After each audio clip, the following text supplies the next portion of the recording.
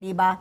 So hingi namin ng inyong analysis doon po sa nangyari na parang napilitan mag-resign si Senator Zubiri as Senate President because naulinigan na niya, no? Alam na niya yan na he got wind of the ouster plans against him. So, iba't iba yung dahilan na binibigay. Sabi ni Senator Zubiri, yung quote-unquote failure to follow instructions from the powers that be. Meron din sinasabi, ano ba yan? Kasi bigo siya na ipatigil kay Senator Bato de la Rosa, yung controversial na PIDEA leaks hearing na yan, na sangkot ng ating kasalukuyang Pangulo, na ayaw niyang sumunod dun sa timeline, certified as urgent, yung economic provisions ng Chacha, amyendahan na, his refusal to speed up itong charter change proceedings, at overall, yung kanyang bilang sa kanyang pamumuno, very low yung output ng Senado. Sa analysis po ninyo, Senator JV, in hindsight, ano po ang dahilan ng ouster po ni Senator Zubiri? Well, una-una, Ali, Patpi, alam naman po natin, the Senate President leads at the pleasure of his colleagues. So, talagang it's a numbers game. At nagsimula naman po yung ouster plot na yan, yung mga puro more, since January pa. Kung kainitan ng People's Initiative, Charter Change, kung kainitan ng conflict between the House of Representatives at Senado. Dahil nga hindi po nagkakasundo ng ang Senado at House tungkol puro sa People's Initiative. Dahil sa tingin po namin, hindi po genuine yung People's Initiative dahil wala naman hong consultation yan, wala naman hong talagang nagpaliwanag sa ating mga kababayan at ginamit po ang AIX, tupad at iba pa para makakalap ng signatures. Kaya po, hindi po kami sang-ayon. So doon pa lamang po ay nagsimula na yung rumors na yan. No? Meron siyempre silang nakuhang siguro ilang kalyadong senador na sumasang-ayon sa kanila. Pero yan po ay nag-die down sandali, panandalian. Kaya lang ngayong huli, I think the last nail on the coffin was siguro ito yung pinakamainit, yung PIDEA leaks sa hearing. No? Tingin namin ito yung talagang huling nangyari. Dahil alam naman, alam niyo naman ang Senado, iba po ang karakter nito. No? What is the last bastion of democracy? Iba po ang karakter nito. Hinahayaan natin, we give the leeway and confidence to each committee chair to lead their committees. Hindi po kami pwedeng rito magdikta. Ika nga, no? So nagtuloy-tuloy po ang mga hearings, no? Sa akin gusto ko lang pong pabulaanan yung mga issues na nabanggit mo kanina. Unang-una, yung pong yung bukulan na nangyari daw. Pag-define muna, Senator JV, ano ang bukulan? What is bukulan? Yan po yung nangyari, narinig ko ito sa mga black propaganda against the Senate. No? As I mentioned, January pala nagsimula na yung conflict within the House. At hindi naman tumigil po yung mga kasamahan po natin sa Kongreso na atakihin and to destroy the credibility of the Senate. In their daily press conferences, they're attacking senators, the Senate as an institution. Tapos itong mga black propaganda, lumabas na ito beforehand No, yung mga obviously ginastosan po ito, no? Kasi maganda yung production na nadamay pa nga ako kasi ayoko na sana magsalita tungkol diyan, pero naku, ginawa pa akong ahente ng mga helicopter daw. Diyos ko naman, napaka-cheap naman, di ba? Baka ikaw nagbenta kay Alice Go, ha? Anyway, sana kung totoo yan. Kung totoo yan, ako yung ahente raw ng Bell, ng Airbus at Bell at iba pa. Sana hindi ako naghahagilap ng helicopter ito. May kailangan to. Nangihiram pa ako ng mga kaibigan. Di sana, anytime. No? Gusto ko lang pong liwanagin. Hindi ito dahil kaibigan ko or parte ako ng Senate leadership. I don't think there is any issue of corruption or any scandals that has really hounded the Senate in the recent years, especially under Senate President Nick Zubiri. No? Wala tayong maririnig na ganyan, wala akong pang-aabuso, no? Yung extravagance na lifestyle na sinasabi nung sa mga black propaganda, helicopters, bahay sa Forbes, sports cars, ay hindi po kami yun. No? Mukhang sa kabilang kamera, maraming nakaganon. Pero hindi po. In the Senate, we are more sensitive dahil kami po ay elected nationally. Very sensitive po kami dyan. We don't have to very extravagant. Ayaw namin ng magkarbong bukay. Okay. So yung bukulan po na sinasabi 60 billion, ako Diyos ko, kalokohan po yan. Oo. Kaya po ay talaga maririnig at maririnig, imposibleng hindi mabuking. Alam ba nila kung magkano yung 60 billion? Kung gagawa na silang storya, gawin naman nilang realistic. Oo. Okay. Imposible ho yan. Oo. Yan po yung walang katotohanan. Okay. So, Senator JV, yun na nga, no? So, kwento mo na yung backstory. Ako naman, ang gusto kong malaman po sa inyo, why did you decide to stick it out with Senator Migs Zubiri, no? But hindi ka, sabi mo nga na very independent kayo, tapos fortunately, I don't know, fortunately or unfortunately, Senator Cheese was able to master the numbers at siya nga ngayon ang bagong Senate President. Kasi inyo naman po, bakit po kayo nagdesisyon na manatili po, nakaalyado po ni Senator Migs Zubiri? Number one, Patty, I think there is no compelling reason really to change Senate President Juan Miguel Zubiri. Unang-una, sabi ko kanina, wala namang scandals, wala namang corruption issue or anything of that magnitude to warrant a change in leadership. Second, yung sinasabing low output, Patty, Ali, siguro, alam naman po natin ang karakter ng Senado. Nanggaling din po ako sa House of Representatives. No? Pero doon po, more parochial, ano po ang interest nyo para madadala nyo sa distrito nyo. Sa Senado po, national interest, lahat po ng batas dito, lahat ng panukala, binubusisi, talagang dadaan ka sa butas ng karayom. Dadalawa ang minority namin, pero they are doing their jobs. No? Talagang bago pumasa ang isang batas, nako, ilang araw ng interpellation po yan, talagang hinihimay. So, at ang second, sinasabing low output, yung priority measures ng administrasyon, naipasa na po natin halos ngayon, halos lahat. And proud to say po ako, pati Ali, na siguro probably 80 to 90% of those priority measures were products of our block, yung seatmates block po namin, no? Talaga sila Senate President Zubiri, Joel Villanueva, Senator Gatchalian, Grace po at that time, Nancy Tinay, Senator Angara, and myself. Halos lahat po, siguro 80%, hindi naman sa pag-ubot ng bangko, ay produkto. We were sponsored or authored by this block. So, imposible po yung sinasabing low output. Yan po ay part ng propaganda. Yung tanong mo, Patty, why I chose to stick it out with Juan Miguel Zubiri as Senate President. Again, there's no compelling reason for him to be changed. Para po siya palitan.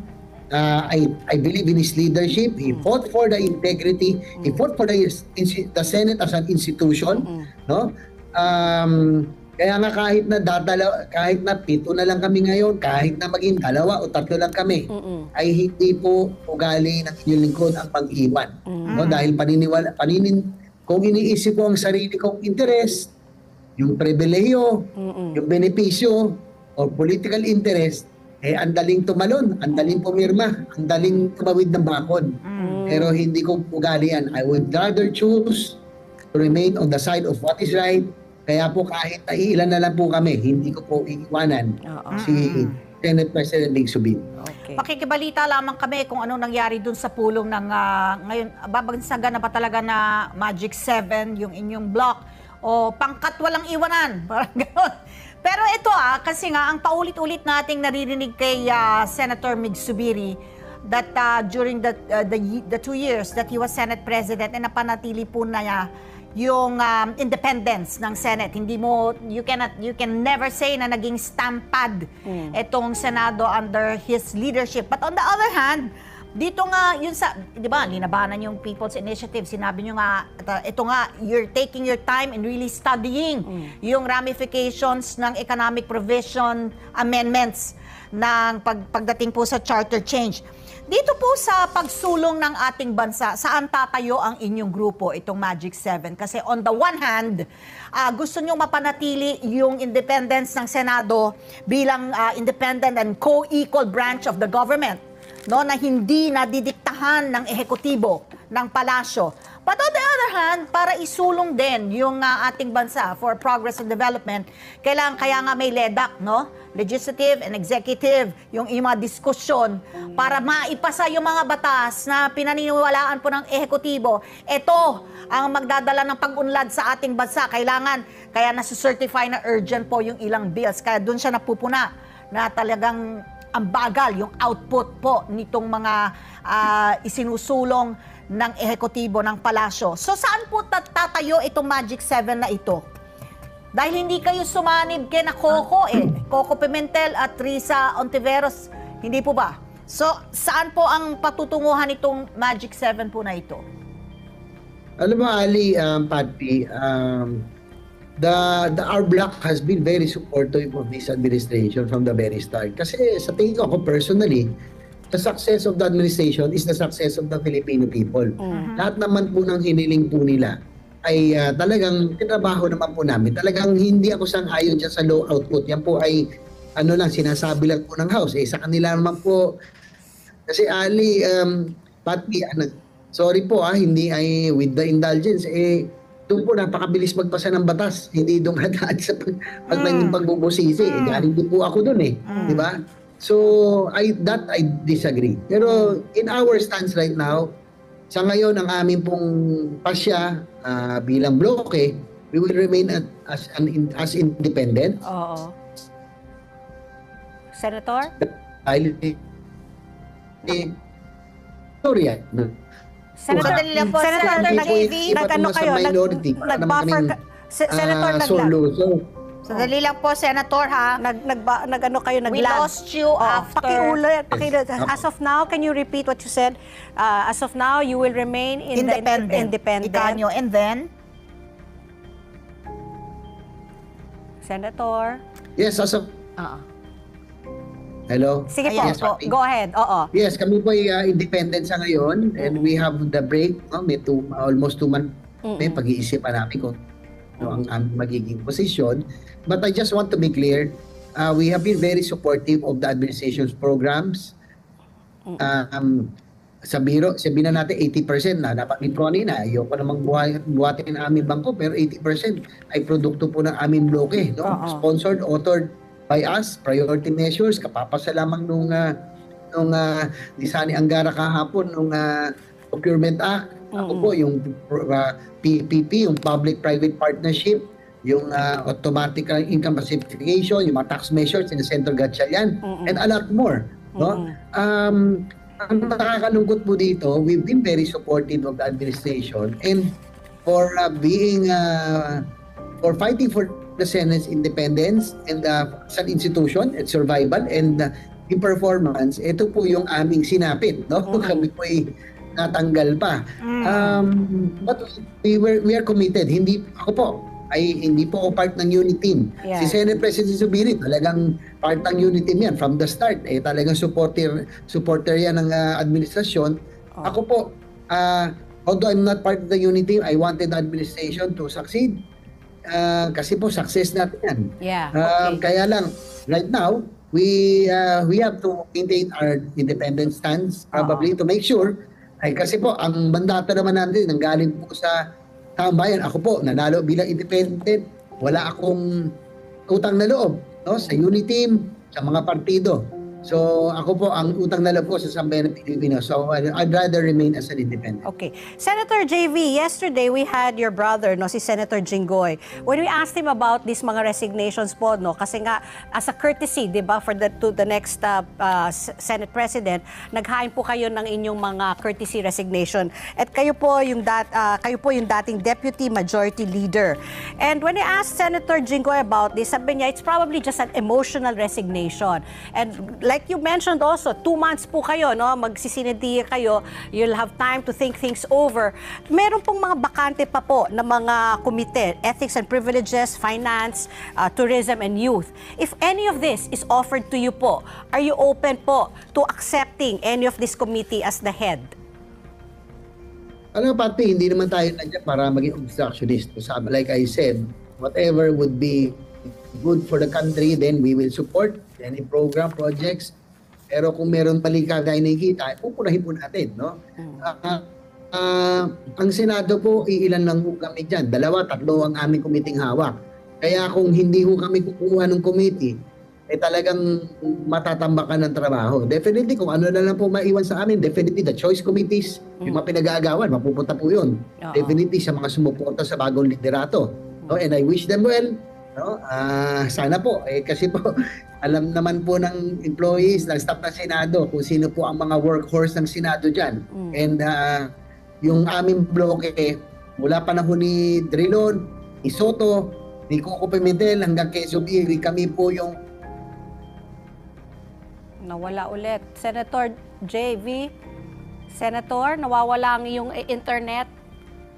Naku, sayang. Asan na? Nawala na ba? Senator? Subukin po natin ibalik yung ating linya ng komunikasyon with Senator JV Ejercito na talaga siguro kailangan magsabatas ng mga mas mabigat na parusa sa mga telco at mga internet po na talagang hindi makapag-deliver ng tamang serbisyo.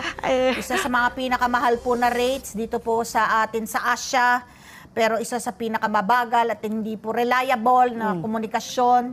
So yan po ang aasahan nating maisabatas sa susunod sa pagbabalik po nila sa kanilang regular session, third regular session, during the SONA of the President on July 22 yata. 22 ba yun? Oo. Diba, no?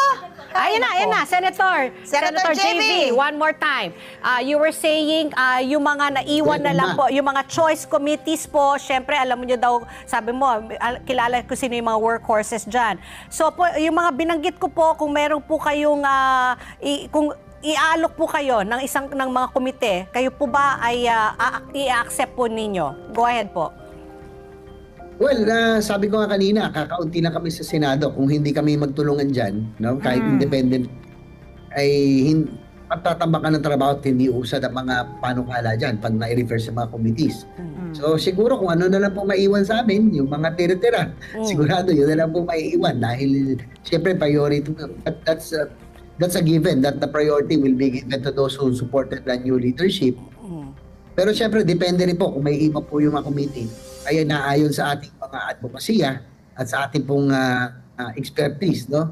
Siyempre, sayang nga kasi nanghihinayan po ako, no? Dahil matagal akong vice ng Committee on Public Services, advocacy ako, alam niyo naman, pinag-ikwentuhan natin yung transport modernization, railway system, airports.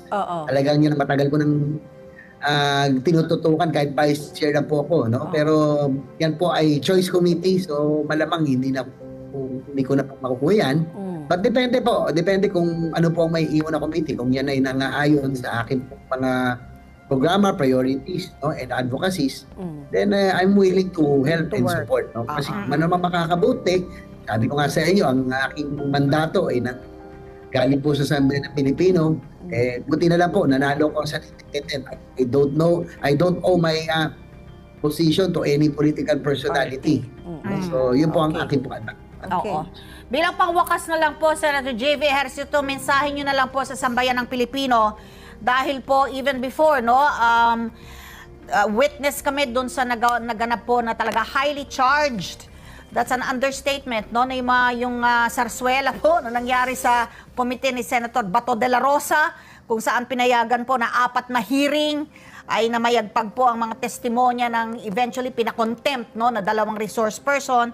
And then almost immediately after that, itong sighalot naman po ng change of leadership in the Senate. Mensahe po nyo sa Sambayan ng Pilipino na talagang testigo sa nangyari po sa ating Senate as an institution. Well, siyempre, Ali, pati sa pagkakataon ko, siyempre, ako naman ay umaamin. Siyempre, ako inubos na nalulungkot pa rin sa nangyaring makaganapan, no? Pagbabago ng liderato.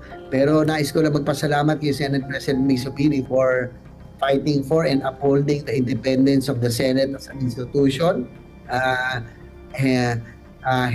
Held up high, no? Kaya talagang ako'y proud na ako po'y naglingkod bilang iyong Deputy Majority Leader. And to Senator Escudero, my well wishes. He's a veteran legislator and official. May karanasan na. So I wish him well and his team.